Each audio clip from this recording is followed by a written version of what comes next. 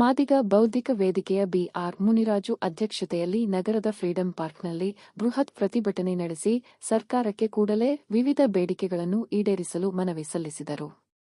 ಈ ಪ್ರತಿಭಟನೆಯಲ್ಲಿ ಬಿಜೆಪಿ ಮುಖಂಡರು, ಪತ್ರಕರ್ತರು ಕ್ರಾಂತಿರಾಜು, ವೆಂಕಟಗಿರಿಗೌಡ್ರು, ಸರ್ವಣ, ನಟರಾಜ್, ಶ್ರೀಮತಿ ಭಾಗ್ಯಮ್ಮ ಮತ್ತು ಇತರರು ಭಾಗವಹಿಸಿ ಸರ್ಕಾರಕ್ಕೆ ಕೂಡಲೇ ವಿವಿಧ ಬೇಡಿಕೆಗಳನ್ನು ಈಡೇರಿಸಲು ಒತ್ತಾಯಿಸಿದರು. ಒಂದು ರೂಪ ಏನು ಅಂತಂದ್ರೆ ಆಶಾ ಕಾರ್ಯಕರ್ತರ ಒಂದು ಪ್ರತಿಭಟನೆ ಇರೋದ್ರಿಂದ ಇವತ್ತು ತಡವಾಗಿ ಒಂದು 100 ಜನ 50 ಜನ ಸೇರಿ ಬಿಆರ್ ಮುನಿರಾಜು ಅವರ ನೇತೃತ್ವದಲ್ಲಿ ದಲಿತ ಸಂಘಟನೆಗಳು ಹಾಗೂ ಕನ್ನಡಪರ ಸಂಘಟನೆಗಳು ಎಲ್ಲ ರಾಜ್ಯಾಧ್ಯಕ್ಷರು ಸೇರಿ ಬ್ಯಾಟರಾಯನಪುರ ವಿಧಾನಸಭಾ ಕ್ಷೇತ್ರದಲ್ಲಿ ನಡೆಯುತ್ತಿರುವಂತಹ ಭ್ರಷ್ಟಾಚಾರದ ಬಗ್ಗೆ ಒಂದು ಧ್ವನಿ ಎತ್ತುವಂತ ಒಂದು ಪ್ರತಿಭಟನೆ ಆಗಿತ್ತು. ಇದು ಈ ಬ್ಯಾಟರಾಯನಪುರದಲ್ಲಿ ಅಧಿಕಾರಿಗಳು ಈಗ ಏನಂತಂದ್ರೆ ಭೂ ಕಬಳಿಕೆ ಆಗ್ಬೋದು, ಇಲ್ಲ ಪೊಲೀಸ್ ಅಧಿಕಾರಿಗಳು ಆಗ್ಬೋದು, ಶಿಕ್ಷಣ ಇಲಾಖೆ ಆಗ್ಬೋದು, ಇದೆಲ್ಲ ಅವ್ಯವಹಾರಗಳ ಒಂಥರ ಕೋಟೆ ಆದಂಗೆ ಆಗಿದೆ. ನಮ್ಮ ಸಚಿವರಾದಂಥ ಕೃಷ್ಣ ಬೈರೇಗೌಡರು ಅವರ ಕ್ಷೇತ್ರದಲ್ಲಿ ಫಸ್ಟ್ ಗಮನ ಹರಿಸ್ಬೇಕು. ಕೃಷ್ಣ ಬೈರೇಗೌಡರು ಅವರ ಹೆಸರು ಕರ್ನಾಟಕದಲ್ಲಿ ಉದ್ದಕ್ಕೂ ಇದೆ, ಆದ್ರೆ ಅವರ ಕ್ಷೇತ್ರದಲ್ಲೇನೆ ಯಾವ ಅಧಿಕಾರಿಗಳು ಏನ್ ಮಾಡ್ತಾ ಇದಾರೆ ಅಂತ ತಿಳ್ಕೋಬೇಕು. ಇವತ್ತು ನಮ್ಮ ಮುಖಂಡರಾದಂಥ ದಲಿತ ಮುಖಂಡರಾದಂಥ ನಮ್ಮ ಮುನಿರಾಜು ಅವರ ಬಗ್ಗೆ ಎತ್ತುಕಟ್ಟುವಂತ ಕೆಲಸ, ಸ್ಥಳೀಯವಾದಂಥ ಹೋರಾಟದಲ್ಲಿ ನಿಂತ್ಕೊಂಡಿರೋರ ಬಗ್ಗೆ, ನೀವು ಆಗು ಹೋಗುಗಳ ಬಗ್ಗೆ ಅವರ ಚೇಲಗಳು ಎತ್ಕಟ್ಟಿ ಬೇರೆ ತರ ನಡ್ಕೊಳ್ಳುವಂತ ಈ ಸನ್ನಿವೇಶ ಬರ್ತಾ ಇದೆ. ಇದು ಆಗಬಾರ್ದು ಅನ್ನೋದು ನಮ್ಮ ಪ್ರತಿಭಟನೆಯ ಉದ್ದೇಶ. ಒಬ್ಬ ದಲಿತ ಮುಖಂಡ ನ್ಯಾಯ ಕೇಳಕ್ ಬಂದಾಗ ಅವ್ರ ಮೇಲೆ ಇಲ್ಲ ಸಲ್ಲದ ಬಗ್ಗೆ ಕೇಸ್ಗಳು ಹಾಕೋದು, ಬೆದರಿಕೆ ಹಾಕೋದು ಇವೆಲ್ಲ ಮಾಡಬಾರ್ದು.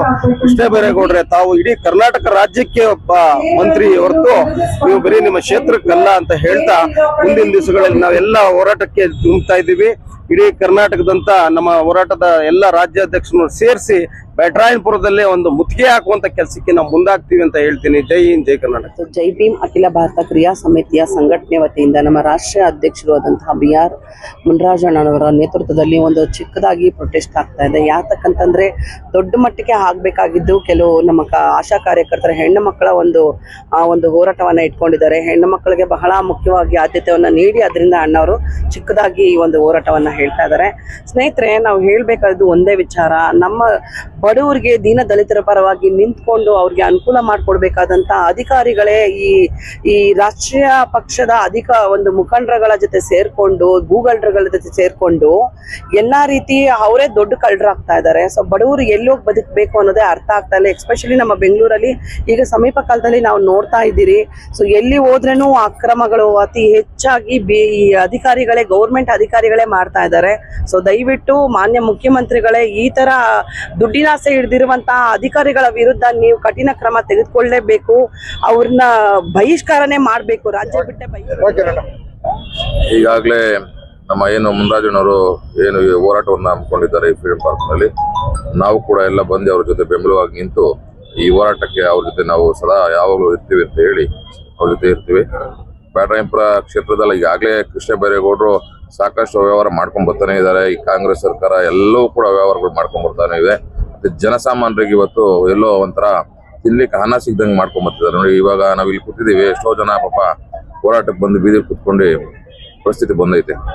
ಅದು ಇನ್ನು ಮುಂದಿನ ದಿನಗಳಲ್ಲಿ ಬರಬಾರ್ದು ಅಂತ ಹೇಳಿ ನಾವು ಯಾವಾಗ್ಲೂ ಮುನಿರಾಜಣ್ಣವ್ರ ಜೊತೆ ಇರ್ತೀವಿ ಅಂತ ಹೇಳಿ ನಾವು ಅವ್ರಿಗೆ ಬೆಂಬಲವನ್ನು ಸೂಚಿಸ್ತೀವಿ. ಇನ್ನೊಬ್ರಾಗ್ಲಿ ಏನು ಮಾಡಕ್ ಬರಲ್ಲ.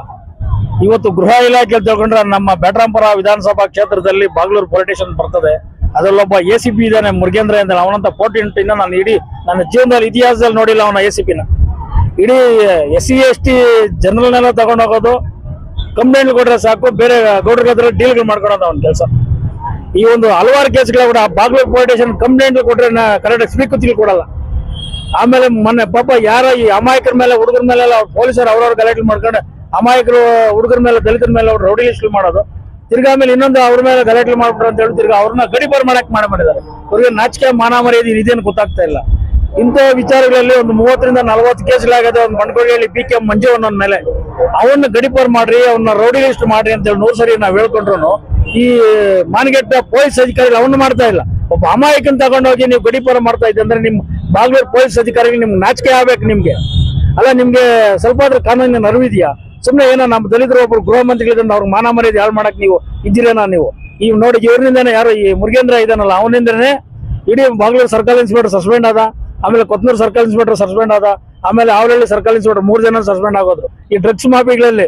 ಯಾಕಂದ್ರೆ ಮಧ್ಯಪ್ರದೇಶದಿಂದ ಮತ್ತೆ ಆಮೇಲೆ ಬಾಂಬೆಯಿಂದ ಬಂದ್ಬಿಟ್ಟು ಹಿಡಿಬೇಕಾಯ್ತಾ ಇವ್ರನ್ನ ಏನೋ ಡ್ರಗ್ಸ್ ಇವ್ರನ್ನ ಕದಿಮರುಗಳನ್ನ ಏನ್ ಮಾಡ್ತಾ ಇದ್ದೆ ACP ಆಗಿ ಏನ್ ಮಾಡ್ತಾ ಇದ್ದೆ ಒಂದು ACP ಅಲ್ಲ ಇವನ್ನೆಲ್ಲ ಗೊತ್ತು ಇವ್ನಿಗೆ. ಆಮೇಲೆ ಅವ್ರ ಇನ್ಸ್ಪೆಕ್ಟರ್ಗಳು ನಮ್ಗೆ ಇವ್ರ ಬಗ್ಗೆ ಹೇಳ್ತಾ ಇದ್ರು, ಅಣ್ಣ ನಮ್ಗೆ ಹಿಂಸೆಗಳು ಕೊಡ್ತಾ ಇದ್ದಾರಣ್ಣ ಹಾಗೆ ಈಗ ಸುಮಾರು ಸರಿ ಹೇಳಿದಾರೆ ನಮ್ಗೆ. ಈ ವಿಚಾರಗಳೆಲ್ಲ ನಮ್ಗೆ ಗೊತ್ತಿದೆ. ಯಾಕಂದ್ರೆ ಇವನು ತೊಲಗೋವರೆಗೂ ACP ಬ್ಯಾಟರಾಂಪುರ ಕಾನ್ಸ್ಟಿಟ್ಯೂನ್ಸಿಯಲ್ಲಿ ಕೃಷ್ಣ ಬೈರೇಗೌಡನಿಗೂ ಮರ್ಯಾದೆ ಇರಲ್ಲ, ಇನ್ನೊಬ್ರಿಗೂ ಮರ್ಯಾದೆ ಇರಲ್ಲ. ಮೊದಲು ಅವ್ನು ತೊಲಸ್ಬೇಕಂತ ಹೇಳ್ತೀವಿ. ಈ ವಿಚಾರನ ಬಹಳ ಗಂಭೀರವಾಗಿ ಗೃಹ ಸಚಿವರು ತಗೊಂಡು ಇವ್ರಿಗೆಲ್ಲ ಒಂದು ಕಡಿವಾಣ ಹಾಕಿದ್ರೆ ಮುಂದಿನ ದಿನಗಳಲ್ಲಿ ಗೃಹ ಇಲಾಖೆ ಬಹಳ ವ್ಯವಸ್ಥಿತವಾಗುತ್ತೆ. ಅದೇ ವಿಚಾರದಲ್ಲಿ ಮತ್ತೆ ವೈಟ್ ಫೀಲ್ಡ್ ಮತ್ತೆ ಆ DCP ಲೆವೆಲ್ ಅಲ್ಲಿ ಒಬ್ಬ ಮುರುಗೇಶ್ ಅನ್ನೋರ್ ಮೇಲೆ 13 ಕೇಸ್ಗಳು ಹಾಕಿದ್ದಾರೆ. ಅದ್ ಏನ್ಗೋಸ್ಕರ ಹಾಕಿದ್ರೆ ಗೊತ್ತಿಲ್ಲ. ಆಮೇಲೆ ಅವನು ಆ ಪೊಲೀಸರಿಗೆ ಧಮಕಿ ಹಾಕ್ತಾನೆ, ಬೇರೆಯವ್ರಿಗೆ ಹಾಕ್ತಾರೆ, ಗೊತ್ತಿಲ್ಲ ನಮ್ಗೆ. ಆ ವಿಚಾರದಲ್ಲಿ ಬಹಳ ನಮ್ಗೆ ಇದಾಗ್ತಿದೆ. ಯಾವುದೇ ಕಾರಣಕ್ಕೂ ಗೃಹ ಸಚಿವರಿಗೆ ನಾವು ಹೇಳ್ತೀವಿ ನೋಡಿ, ಇವತ್ತು ನಾವು ಬಹಳ ಬೃಹತ್ ಹೋರಾಟ ಮಾಡ್ಬೇಕಂತ ಅನ್ಕೊಂಡಿದೀವಿ ನಾವು. ಈಗ ಆಶಾ ಕಾರ್ಯಕರ್ತರ ಇದಿರೋದ್ರಿಂದ ನಮಗೆ ಪೊಲೀಸ್ ಅಧಿಕಾರಿಗಳು 13ನೇ ತಾರೀಕು ಅವಕಾಶ ಕೊಟ್ಟವ್ರೆ. 13ನೇ ತಾರೀಕು ಒಳಗಡೆ ನಮ್ಗೆ ನಮ್ಮ ಕೆಲಸ ಒಂದು ವಾರದೊಳಗಡೆ ಆಗಿಲ್ಲ ಅಂತ 13ನೇ ತಾರೀಕು ಬೃಹತ್ ಟಮಟೆ ಚಳವಳಿಯನ್ನು ಮಾಡಿ ನಮ್ಗೆ ನ್ಯಾಯ ಗೆಲ್ತೀವಿ ಅಂತೇಳಿ ಈ ಮಾತು ನನ್ನ ಮಾತಿಗೆ ವಿರಾಮ ಹೇಳ್ತಾ ಇದ್ದೀನಿ. ಜೈ ಭೀಮ್, ಜೈ ಭಾರತ್, ಜೈ ಅಂಬೇಡ್ಕರ್.